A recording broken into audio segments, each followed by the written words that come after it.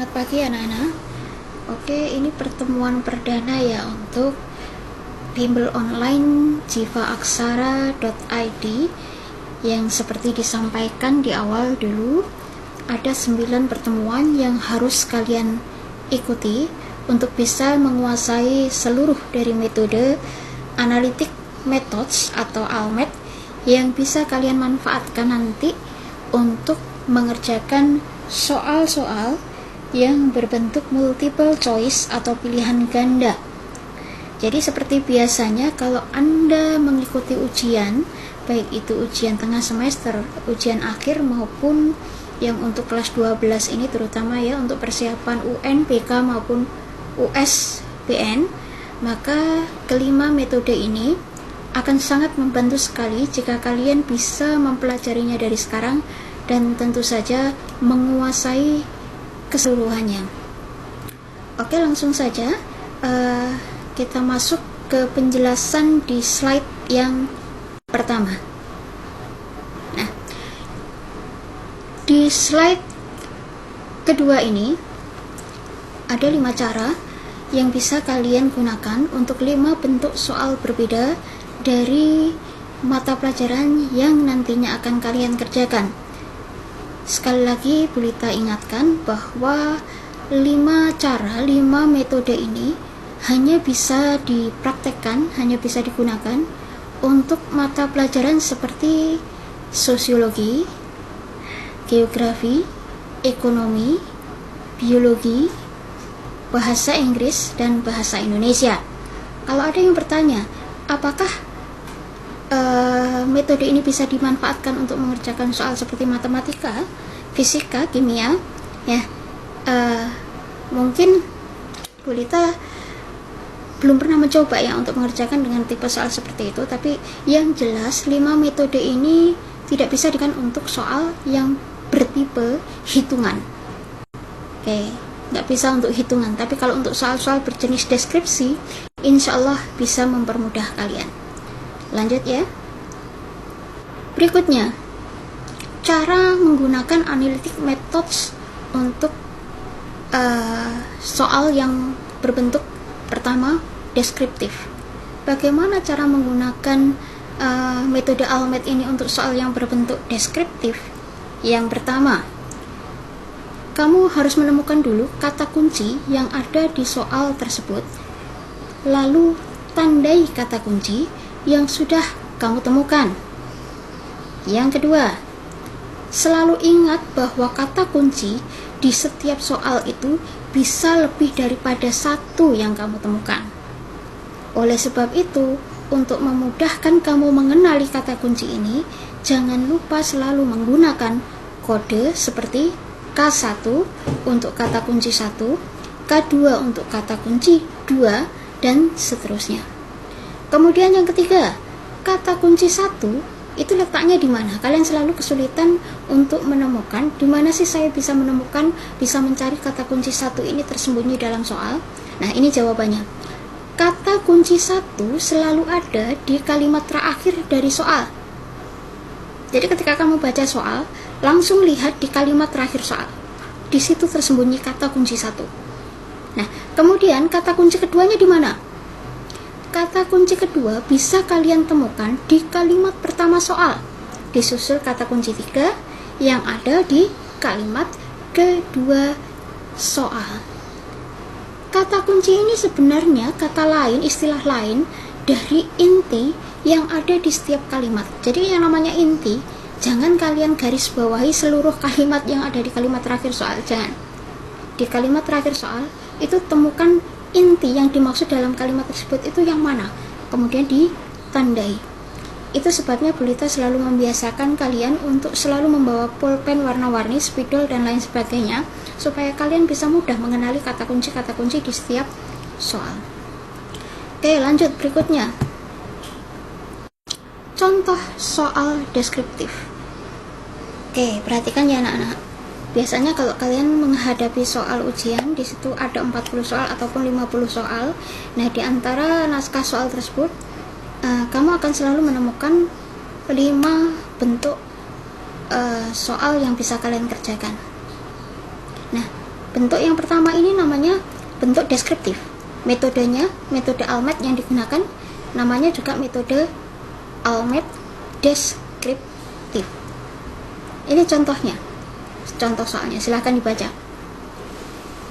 Oke, Bulita review ya. Seorang siswa kelas 10 SMA mendapat nilai tes IQ tertinggi sekolahnya. Setelah ditelusuri, guru BK, kepandaian yang dimiliki siswa tersebut ternyata didapatkan dari kedua orang tuanya yang sama-sama memiliki IQ tinggi. Berdasarkan ilustrasi tersebut, faktor pembentuk kepribadian individu adalah,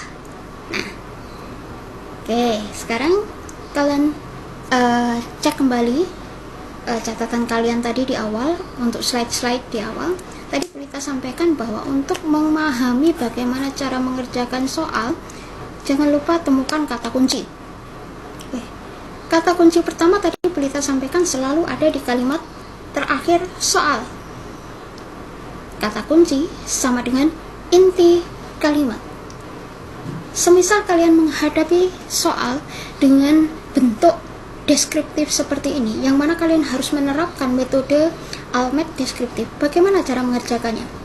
Bagaimana cara menandai kata kunci, baik itu 1, 2, ataupun 3 yang ada di dalam soal. Jangan fokus ke jawabannya dulu ya. Kalau kamu menemukan soal deskriptif ini, jangan langsung kamu cari di jawabannya, jangan. Jadi bertahap. Tahapannya seperti apa? Kita lanjut. Contoh pengerjaan soal dengan menggunakan ALMET. Tugas kalian, cari kata kunci. Ini sudah Bulita beri tanda merah kata kuncinya untuk memudahkan kalian memahami. Yang pertama tahapannya cari kata kunci pertama atau K1. Nah, jangan lihat dari awal kalimat soal, jangan langsung lompat ke kalimat terakhir. Kalimat terakhir itu bunyinya, berdasarkan ilustrasi tersebut, faktor pembentuk kepribadian individu adalah, Bulita ulang.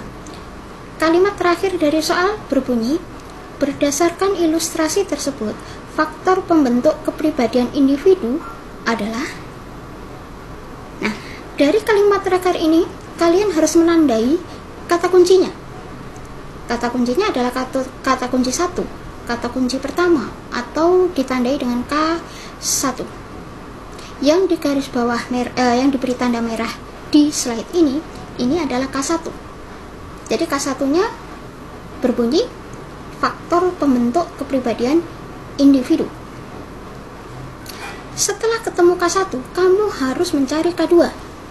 Dari mana kamu bisa menemukan K2? Yang Bulita sampaikan tadi. K2 ada di kalimat pertama soal. Lihat ke awal kalimat soal yang berbunyi, seorang siswa kelas 10 SMA mendapat nilai tes IQ tertinggi. Kata kuncinya, siswa mendapat nilai tes IQ tertinggi.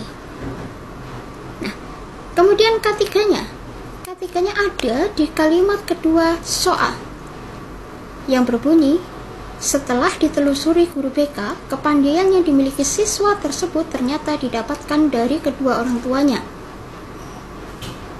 Nah, itu kalimat kedua, bunyi kalimat kedua. Lalu K3-nya atau kata kunci ketiga dimulai dari kata kepandaian yang dimiliki siswa dari kedua orang tuanya.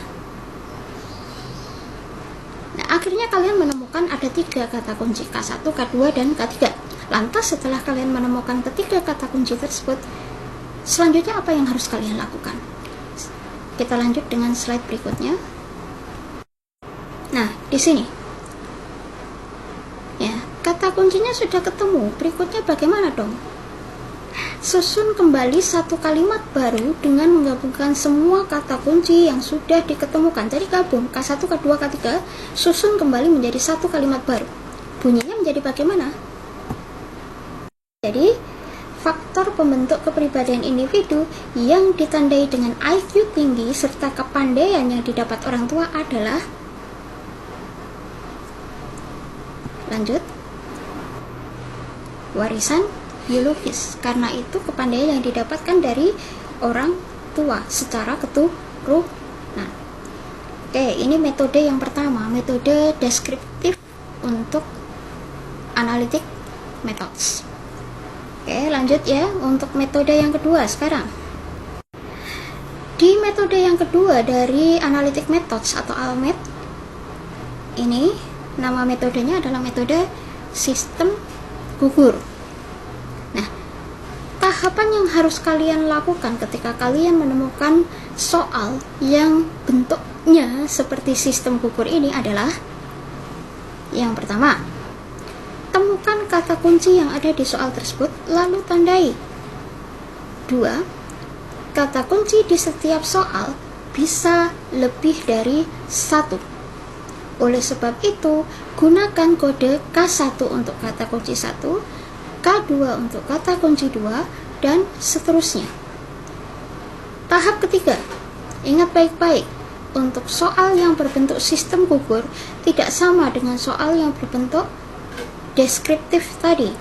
Kalau dalam sistem gugur, kata kunci 1 selalu ada di kalimat terakhir dari soal. Ya, yang ini sama. Kemudian kata kunci yang kedua di mana?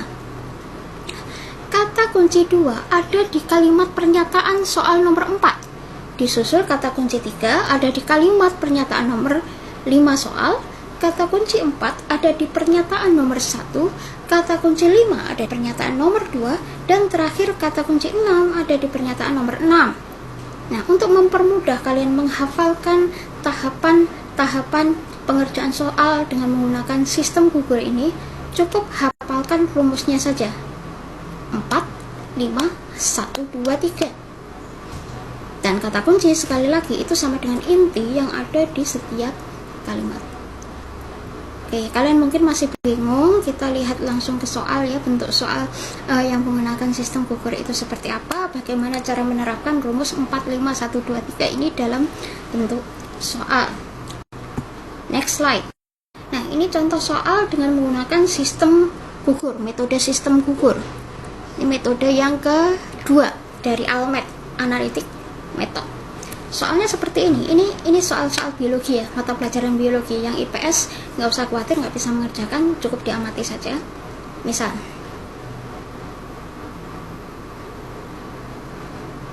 ini geografi kok. maaf, ini soal geografi. Bunyi soalnya, hutan di kawasan puncak banyak ditebangi untuk diubah menjadi lahan pemukiman. Perhatikan pernyataan berikut. Itu ada 6 pernyataan. Manakah yang merupakan dampak pengembangan dari perubahan fungsi lahan tersebut? Ingat kembali tahapan yang di slide sebelumnya Bu Lita sampaikan ya. Ada rumusnya 4, 5, 1, 2, 3. Nah, sekarang di sini pernyataannya ada 6. Bagaimana dong mengerjakannya?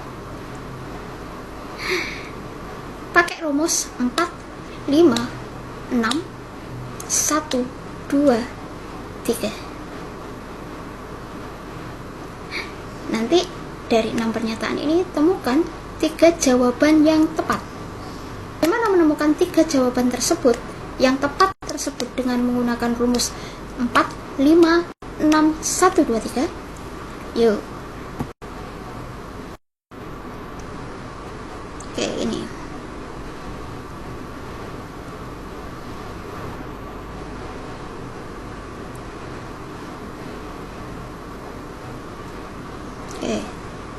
Cek satu per satu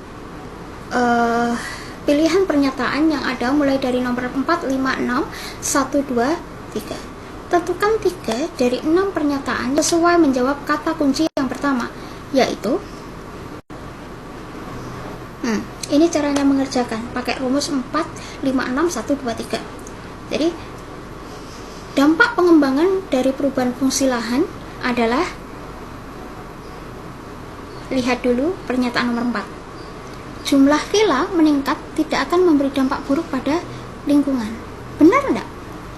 Pernyataan ini secara logika benar enggak? Ketika jumlah villa, jumlah bangunan meningkat di suatu daerah, apakah tidak akan memberi dampak buruk pada lingkungan? Jawabannya tidak. Justru dengan peningkatan jumlah villa meningkat ini, maka otomatis lahan yang dibutuhkan juga akan semakin luas, bukan? Nah, ketika butuh perluasan lahan, otomatis lingkungan akan dikorbankan. Artinya, dia justru akan memberikan dampak buruk pada lingkungan, bukannya tidak akan memberi dampak buruk. Jadi kalau kamu sudah pastikan nomor 4 ini bukan jawabannya tepat, beri tanda silang di samping kalimat. Berarti itu bukan jawabannya. Nomor 5, peningkatan suhu udara akibat pohon ditebang. Benar nggak? Jawabannya benar. Ketika pohon-pohon ditebang, maka peningkatan suhu udara juga akan meningkat. Sama seperti kita sekarang, banyak sekali pohon di hutan-hutan itu ditebang, kemudian ada musibah hutan kebakaran dan lain sebagainya. Ini akan meningkatkan suhu udara di sekitar kita sehingga kita merasa udaranya keras setiap hari ya. Nah, berarti jawaban pernyataan nomor 5 itu merupakan jawaban yang benar. Nah, kemudian kalian simak nomor 6. Situ. Dari urutan tahapan pengerjaan seperti ini, urutan bagaimana kamu memastikan jawaban di antara 6 itu mana yang benar, akhirnya kamu menemukan ada 3 jawaban di situ yang benar, yaitu jawaban 2, 3, dan 5. Lanjut. Yang ketiga, cara menggunakan analytic methods untuk soal metode ketiga, yaitu pairing, soal yang berbentuk pairing. Caranya silahkan dibaca di situ. Yang pertama, sekali lagi, temukan kata kunci yang ada di soal tersebut, lalu tandai. Yang kedua, kata kunci di setiap soal itu bisa lebih daripada satu kata kunci. Sudah? Yang ketiga, kata kunci 1 selalu ada di kalimat terakhir dari soal. Namun, khusus metode pairing di sini, kamu tidak perlu mencari K2, K3, dan seterusnya. 4. Setelah menemukan K1, cek langsung ke 5 pilihan jawaban. Jadi kamu ngeceknya bukan di pernyataan, bukan di soal, tapi ngeceknya langsung ke jawabannya. Cek langsung ke 5 pilihan jawaban mulai dari jawaban A sampai dengan jawaban E yang sesuai dengan kata kunci pertama atau K1. Bagaimana mengaplikasikannya dalam soal? Coba lihat. Ini soal biologi. Perhatikan tabel nama bakteri dan perannya berikut ini. Nah, kalau soalnya seperti ini, kata kunci pertama ada di mana? Iya, kata kunci pertama tetap ada di kalimat terakhir dari soal. Kalimat yang bunyinya, manakah yang menunjukkan pasangan yang tepat antara bakteri dan peranannya? K1-nya adalah pasangan tepat antara bakteri dengan peranannya. Jadi kamu disuruh menemukan pasangan dari kolom pertama dan kolom kedua yang sesuai antara bakteri, nama bakteri dengan peranannya. Kita coba. Sudah ketemu. Berikutnya bagaimana kalau sudah ketemu K1? Apakah harus mencari K2? Jawabannya tidak. Langsung cek ke jawabannya. Cek satu persatu pilihan jawaban yang ada, mulai dari A sampai dengan E, yang sesuai dengan inti K1. Baca baik-baik, lihat baik-baik. K1-nya adalah pasangan bakteri dan peranannya. Coba di pilihan jawabannya A, 1A dan 2E. Kamu nggak usah lihat yang 2E-nya, B-nya juga nggak usah lihat yang 4C, 3E, 4C, 4D, nggak usah dilihat. Yang pertama saja, 1A, 1D, 2A, 3B, dan 4B. Oke. Yang pilihan 1A, 1 dan A, itu Acetobacter berpasangan dengan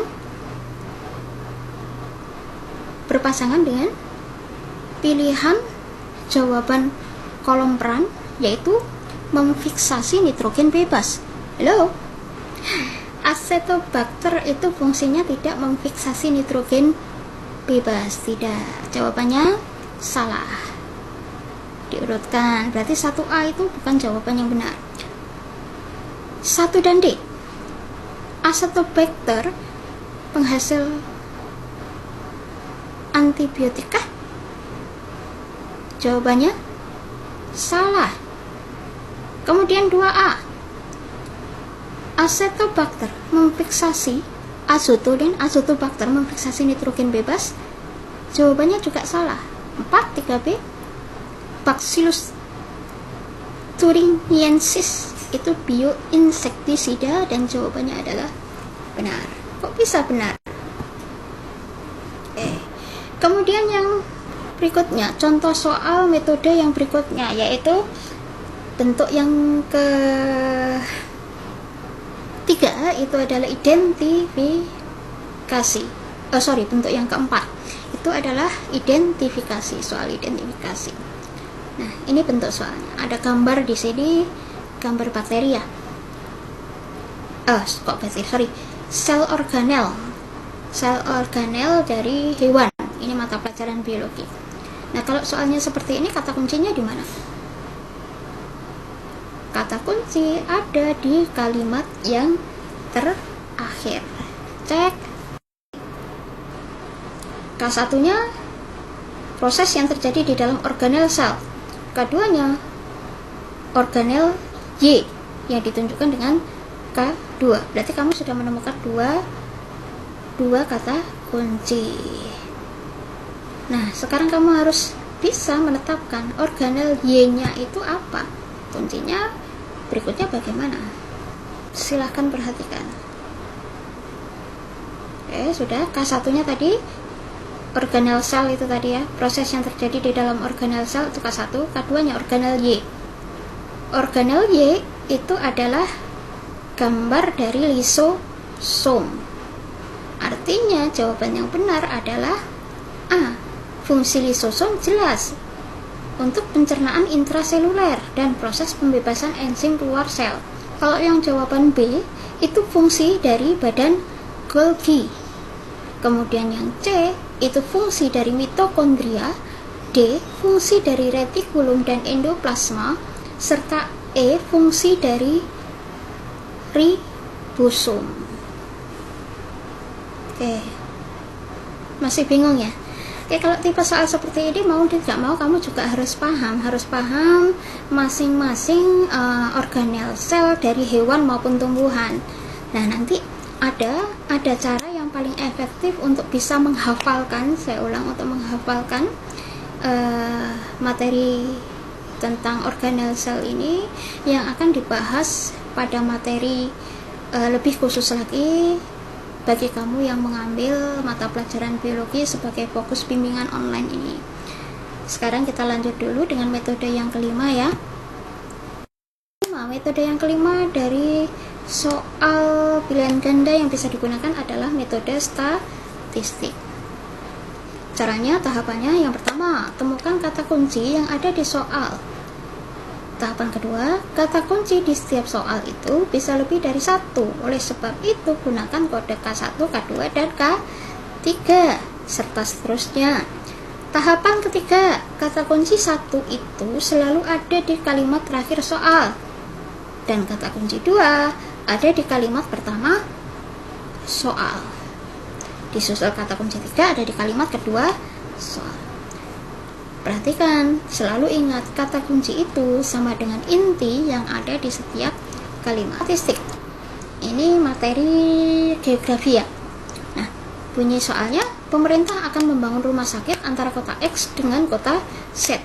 Penduduk kota X jumlahnya 800.000 jiwa dan penduduk kota Z berjumlah 7,2 juta jiwa. Jika jarak X ke Z sama dengan 20 km, maka pembangunan rumah sakit sebaiknya dilakukan pada jarak berapa? Sebenarnya kalau memperhatikan soal seperti ini, simple kok. Kan sudah kelihatan di situ. Ya. K1-nya ada di kalimat terakhir. Jarak X Z 20 km. Pembangunan rumah sakit pada jarak, itu kata kunci yang pertama. Kata kunci yang kedua, membangun rumah sakit antara kota X dan kota Z. Kata kunci ketiga, penduduk X berjumlah 800.000 jiwa, penduduk X berjumlah 7, X berjumlah 800.000 jiwa, Z berjumlah 7,2 juta jiwa. Lah kalau pilihannya ada 5 seperti ini yang dilihat, jawaban yang benar yang bagaimana?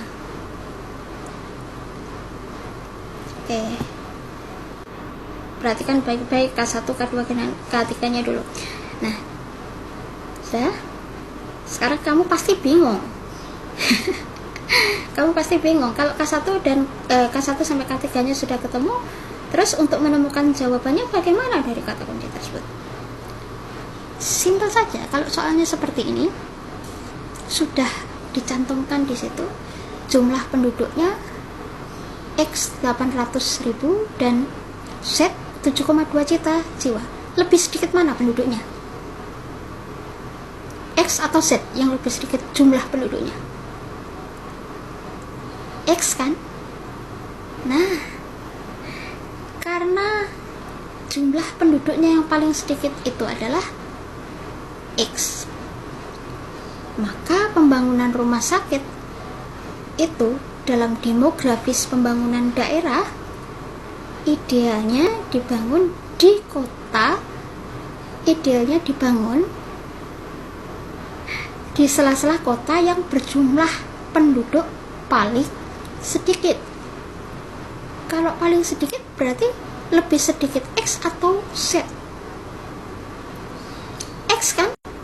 X hanya 800.000 jiwa loh, sedangkan Z 7,2 juta jiwa. Artinya di antara 5 pilihan jawaban ini nanti kamu harus temukan jawaban yang tepat yang menunjukkan bahwa pembangunan rumah sakit itu dilakukan di jarak yang terdekat dengan kota X, yang terdekat dengan kota X. Berarti kalau fokusnya di sini lebih dekat dengan kota X, antara A sampai E, kemungkinan jawaban yang benar mana? Yang ada X-nya. Iya, B, D, atau E. Sekarang tugas kamu adalah menentukan di antara B, D, dan E ini mana jawaban yang benar. Mana jawaban yang benar? Oke, lihat slide berikutnya. Cek satu persatu pilihan jawaban yang ada, mulai dari A sampai E yang sesuai dengan inti K1, K2, dan K3. Yang kemudian kedua, gunakan rumus yang diperlukan. Aduh, kok rumus lagi? Saya bisa dulu. Rumusnya seperti ini. Oke. Rumusnya gunakan rumus titik henti ya. Titik henti itu simbolnya TH. J itu jarak antara A dan B, 1 plus pembagian PB. Nah, sama dengan jarak A dan B 20 km ditulis 20 dibagi berapa? 1 plus jumlah penduduknya 7,2 juta jiwa ya, dibagi 800.000. Saya ulang, 1 plus jumlah total penduduk kota Z dibagi total jumlah penduduk kota X 800.000. Hasilnya 20 dibagi 4 adalah 5. Nah, kalau tadi Bulita sampaikan bahwa kamu harus mencari kota yang jumlah penduduknya lebih sedikit, artinya kan kota X. Jawaban yang benar adalah 5 km dari kota X. Nah,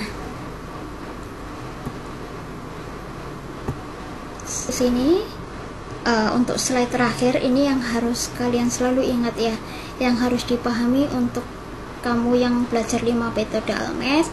Jadi metode ini bukan metode sulapan ya, yang bisa digunakan tanpa belajar sama sekali. Tetap kamu harus belajar. Yang kedua, metode ini insya Allah akan membantu kamu untuk lebih mudah mengerjakan soal dengan menggunakan waktu secara efektif serta efisien. Yang ketiga, tetap rajin membaca materi, tetap belajar dengan menggunakan metode ALMED yang akan membiasakan kamu menemukan submateri apapun yang biasa keluar dalam soal ujian. Nah, sampai di sini untuk review materi yang pertama dari bimbel online jivaaksara.id. Karena kamu sudah Bulita berikan penjelasan tentang 5 metode ini, insya Allah pada pertemuan berikutnya kita akan coba langsung masuk ke grup sesuai mata pelajaran yang sudah kalian pilih sebelumnya. Yang memilih biologi untuk jurusan IPA nanti Bulita masukkan dalam kelas biologi. Kemudian yang memilih bahasa Inggris nanti akan masuk ke kelas bahasa Inggris. Yang memilih geografi nanti akan masuk tersendiri di kelas geografi, dan untuk sosiologi juga akan masuk ke kelas sosiologi. Manfaatkan kesempatan ini, pastikan kamu ikut di 9 pertemuan tersebut secara utuh, jangan sampai ketinggalan sama sekali. Kemudian simak penjelasan Bulita, penjelasan di kelas materi, dan untuk tugas-tugas yang nantinya akan Bulita berikan, jawabannya nanti akan Bulita berikan grup terpisah lagi, ya. Grupnya Bulita pisahkan supaya nanti materinya nggak tumpuk-tumpuk. Bulita pisahkan dalam grup pengerjaan tugas. Kita jalani dulu ya, nggak usah bingung, nanti prosesnya kita jalankan, kemudian Bulita jelaskan nanti materi-materi yang paling biasa keluar di dalam ujian itu soalnya seperti apa saja. Oke, terima kasih untuk waktunya selama 30 menit ya, setengah jam lebih ini sampai ngos-ngosan Bulita. Apabila masih ada yang belum dipahami, silahkan mengajukan pertanyaan, tapi pertanyaannya setelah grup ini Bulita buka untuk gemboknya dulu ya. Bulita akan buka untuk kolom komentar supaya kalian bisa mengajukan pertanyaan-pertanyaan mengenai kelima metode ALMET ini. Salam sukses buat kamu. Terima kasih karena sudah menyimak. Assalamualaikum warahmatullahi wabarakatuh.